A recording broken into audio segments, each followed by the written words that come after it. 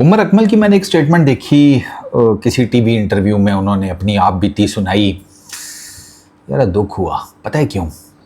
उमर अकमल कहता है कि यार मैं चेयरमैन पीसीबी के पास गया, मोहसिन नकवी के पास, उन्होंने मुझे 5 मिनट दिए एंड एट दी एंड उन्होंने कहा कि जी आकिब जावेद आपका मसला देखेंगे। कहता है मैं आकिब जावेद के पास गया, आकिब जावेद कहती हैं कि चेयरमैन पीसीबी आपका मसला देखेंगे। तो उमर अकमल को अपना आप जो है ना, वो बेचारे को पिंग पांग बॉल ही लगा, कभी इस नुक्कड़ तो कभी उस नुक्कड़। मैं आपको एक बात बताऊं सीरियसली, आप कहते हैं अजान अवैस, आप समीर का नाम लेते हैं, आप बाबर आजम का नाम लेते हैं, आप सलमान अली आगा का नाम लेते हैं, और कौन है ठहरें, कोई आउटस्टैंडिंग बैटिंग टैलेंट मुझे याद करने दें, आप साइम अयूब का नाम लेते हैं।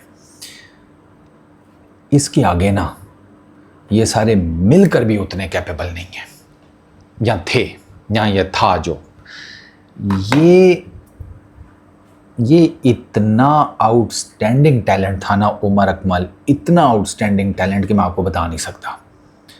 और जो इसका हशर हो रहा है ना, वो देख के वाकई में दिल दुखता है कि यार ये इतनी बड़ी मिडिल ऑर्डर की बला बन सकता। मैं आपको बात बताऊं कि अगर इसने इंसान के बच्चों की तरह अपना कैरियर खेला होता ना उमर अकमल ने, आधा इसका फॉल्ट है, आधा पीसीबी का फॉल्ट है, कोचेस का फॉल्ट है, ठीक है, इसके साथ स्मूथ सेलिंग होती ना, ये पाकिस्तान के मिडल ऑर्डर का शायद सबसे बड़ा बैट्समैन बनता उमर अकमल। मैं आपको बता रहा हूँ, he was too much talented, too much.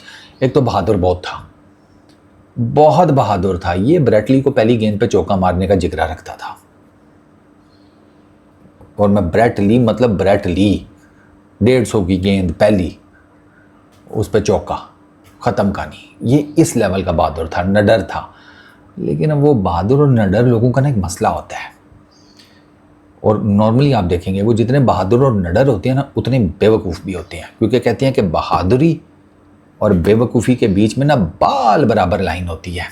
Umar Akmal को नहीं पता चला कब वो इस बाल बराबर लाइन को क्रॉस कर गया। उमर अकमल ने पाकिस्तान के लिए ना डेब्यू किया था टेस्ट मैचेस में 2009 में, ओडीआई डेब्यू 2009 में, T20 डेब्यू 2009 में, ठीक है। उससे ऑनवर्ड्स आप जाकर इसकी कुछ इनिंग्स देखें। इसने उधर ना न्यूजीलैंड में 100 की थी टेस्ट, वो बड़ी ज़बरदस्त थी। इसकी 50s हैं कुछ ऑस्ट्रेलिया में, आगे पीछे टेस्ट क्रिकेट में, ओडीआई क्रिकेट में, दे आर रिमार्केबल, ब्रिलियंट। मतलब ये एक्स्ट्रा ऑर्डिनरी टैलेंट था, और ये तीनों ही फॉर्मेट खेल लेता था, ये तीनों फॉर्मेट खेल लेता था उमर अकमल। अब इसने जो लास्ट टेस्ट मैच खेला वो 2011 में, और जो 2 लास्ट ओडीआई और T20 खेला वो 2019 में था। उमर अकमल के साथ प्रॉब्लम ये हुई है, अब उमर अकमल क्या चाह रहा है मुझे तो ये नहीं समझ में आ रही। वो लास्ट में आई रिमेंबर 2024 में शायद वो प्रेसिडेंट ट्रॉफी खेलता हुआ मुझे नज़र आया था फॉर वापडा, उसके बाद उमर अकमल ही नज़र आया। अब एक सितम ज़रीफ़ी मुझे ये लगती है कि इस जैसे बैटर को ना एटलीस्ट पीएसएल में ज़रूर मौका मिलना चाहिए था। वो पीएसएल में भी 2022 में शायद लास्ट अपना सीज़न खेला था पीएसएल के अंदर, उसके बाद इसको लिए ही नहीं किसी ने, इसको कोयटा ग्लैडिएटर्स ने लास्ट खिलाया था। उमर अकमल के पास ना बड़ा मौका था कि जब ये टीम से बाहर हो गया था ना, तो कम से कम उसके बाद ना इसे लीग्स वगैरह मिली थी, इसको ना उन लीग्स में बड़ा तगड़ा परफॉर्म करना चाहिए था। This is what I believe. इस बंदे ने अपने आप के साथ ज़्यादती किया। मतलब 2022-21 ये जो सीज़न है इसके, उमर अकमल की कोई बहुत आउटस्टैंडिंग परफॉर्मेंसेस नहीं है इन अ वे। पीएसएल के अंदर भी 20 की बैटिंग एवरेज, 174 का स्ट्राइक रेट अच्छा है, but batting average is nothing. अच्छा, आप उससे पीछे आ जाएं तो अगर मैं देखूं ना उसका, तो उमर अकमल का कोई आउटस्टैंडिंग अगर कोई मुझे सीज़न नज़र आता है पीएसएल में, तो 2015-16 का नज़र आता है, जिसमें उसने 335 रन किए थे लाहौर कलंदर से जब इसने स्टार्ट किया था। इसके पहले 3 सीज़न लाहौर कलंदर्स के साथ थे, फिर उसके बाद 3 सीज़न कोटा ग्लैडिएटर्स के साथ, यही 6 सीज़न खेले हैं। अच्छा, फिर ये बांग्लादेश प्रीमियर लीग में गया, ये वहाँ कुछ नहीं ऐसा कर सका उमर अकमल। अब बांग्लादेश प्रीमियर लीग में उमर अकमल की 17 की बैटिंग एवरेज है, 101 का स्ट्राइक रेट है। ये भी उन्हीं वो अर्ली डेज़ में खेला है, सीपीएल में भी अर्ली डेज़ में खेला है, वहाँ पर भी इतना ख़ास उमर अकमल कुछ कर नहीं सका। वाइटलिटी ब्लास्ट में इसको अर्लियर मौका मिला था, CL T20 ये खेला, वो बेहतर रह गया था CL T20 में ना 2014 में, इसने 63 की बैटिंग एवरेज, 160 का स्ट्राइक रेट, 189 रन्स किए थे। लेकिन उमर अकमल का प्रॉब्लम ये हुआ है कि जब ये बाहर हुआ ना टीम से, ये लीग्स में पहले बाहर हो गया क्योंकि परफॉर्मेंस नहीं थी ना। मैंने आपको बताया ना, इसको परफॉर्मेंसेस देनी चाहिए थी। देखो जी, अगर आप टीम से बाहर हुए हैं ना, आप बातें करके टीम में वापस नहीं आ सकते। आपको बातों के साथ एज ए क्रिकेटर कहीं ना कहीं परफॉर्म करना पड़ता है ताकि आपका ना, जिसे कहते हैं, एक स्टैंप लगे। अब वो जो मैं आपको प्रेसिडेंट ट्रॉफी बता रहा हूँ, उसमें उमर अकमल की ये एक 100 है, अ कपल ऑफ 80s हैं 2024 में, मुझे जहाँ तक याद पड़ता है। उमर अकमल को अब ये रियलाइज़ होना चाहिए कि उमर अकमल इज़ 36 साल की उम्र में अब उमर अकमल को पाकिस्तान टीम में तो चांस नहीं मिलने वाला। देयर इज़ एब्सोल्युटली नो वे। मुझे मतलब ये मौत ही होगा उमर अकमल किसी तरीके से वापस आ जाए, मुझे नहीं लगता। अब उमर अकमल के साथ ज़्यादती हुई है वो बात ठीक है, लेकिन उमर अकमल ने अपने कैरियर का अपने हाथों से बेड़ा गर्क किया है, इसमें भी कोई दो राय नहीं है। उमर अकमल और अहमद शहजाद दोनों ने अब वो बैठ के रोना कि सिस्टम तो दिस एंड दैट। सर, इसी सिस्टम में से तो बाबर आजम उठ कर आया है, इसी सिस्टम में आपके बाकी उठ कर आए हैं।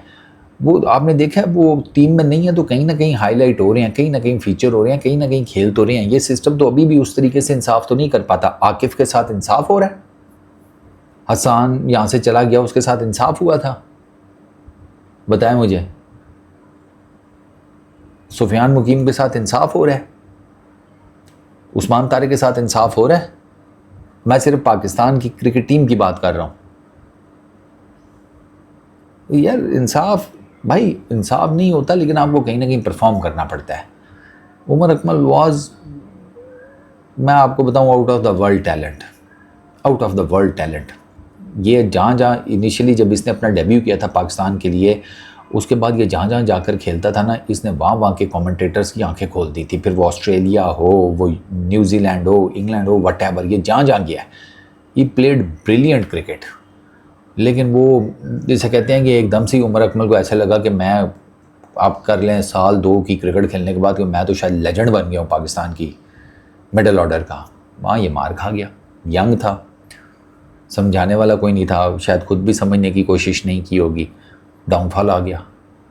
डाउनफॉल आया कि बस वो फिर क्रिकेट सारी की सारी ख़त्म हो गई। उमर अकमल अब टिकटॉक पर ही अक्सर और बेशतर मुझे नज़र आते हैं, तो अब क्या हो सकता है उसका। अब यही है, डोमेस्टिक वेस्टिक में बस जो थोड़ा बहुत खेलने को क्रिकेट मिल जाती है, अपना शौक़ पूरा करें, और कुछ नहीं हो सकता। दुख मुझे इस बात का होता है कि ये बहुत बहुत बड़ी बला बन सकता था। अपने हाथ से अपने कैरियर का गला घोंटा है उमर अकमल ने। और रही सही कसर, वो पाकिस्तान क्रिकेट बोर्ड और फिर वो जो हमारी उस टाइम की टीम मैनेजमेंट थी उमर अकमल के साथ, उन्होंने कसर पूरी कर दी। उमर अकमल के प्रॉब्लम होते रहे, हेड को वकार यूनुस के साथ होता रहा प्रॉब्लम, तो बस फिर वो उसके बाद उमर अकमल नहीं फिर नज़र आया। तो इट्स वेरी अनफॉर्चुनेट। अब आई डोंट नो वो क्यों मिल रहे हैं पीसीबी के अंदर। उनको ज़्यादा से ज़्यादा डोमेस्टिक क्रिकेट मिल सकती है, बस डोमेस्टिक क्रिकेट जाकर खेल लें। इंटरनेशनल क्रिकेट में उमर अकमल की वापसी नहीं होने वाली। ये बहुत अनफॉर्चुनेट है पाकिस्तान के क्रिकेट फैंस के लिए, पाकिस्तान की क्रिकेट टीम के लिए, पाकिस्तान की क्रिकेट के लिए, कि इतना ज़बरदस्त बैट्समैन जो है ना, वो अपनी बेवकूफ़ियों की भेंट चढ़ गया, और कुछ हमारे फॉर्मर क्रिकेटर्स की ईगो की और पीसीबी की नालायकी तो सदाबहार है।